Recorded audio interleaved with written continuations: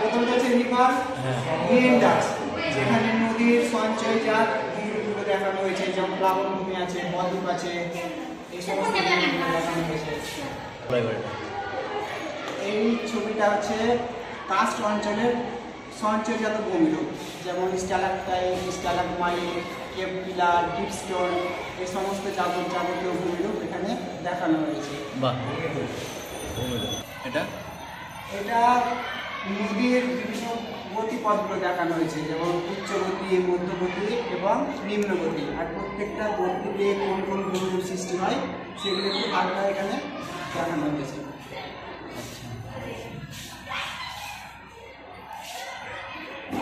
বলো বলো।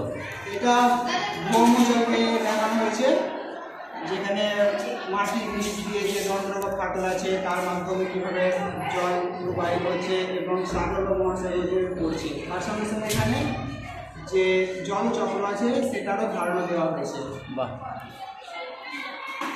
বলো। যেটা দেখানো হয়েছে যে এখানে নদীর যে নিম্ন প্রবাহ আছে সেখানে কী কী ভূমিরূপ সৃষ্টি হয়, যেমন বদ্বীপ সৃষ্টি হয়, প্লাবনভূমি হয়, স্বাভাবিক বাঁধ হয়, এই ধরনের ভূমিরূপগুলো এখানে দেখানো হয়েছে। এই ভূমিরূপটা হচ্ছে ক্যানিয়ন, যেটা নদীর ক্ষয়কার্যের ফলে পার্বত্য প্রবাহে মূলত সৃষ্টি হতে দেখা যায়। এখানে নদী ভি আকৃতি এবং আই আকৃতির উপত্যকা ধারণ করে।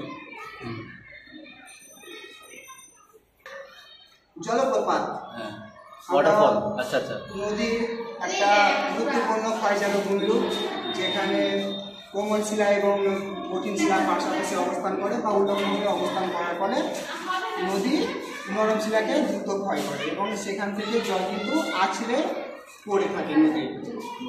আর এই ভূমিরূপটার নাম হচ্ছে জলপ্রপাত।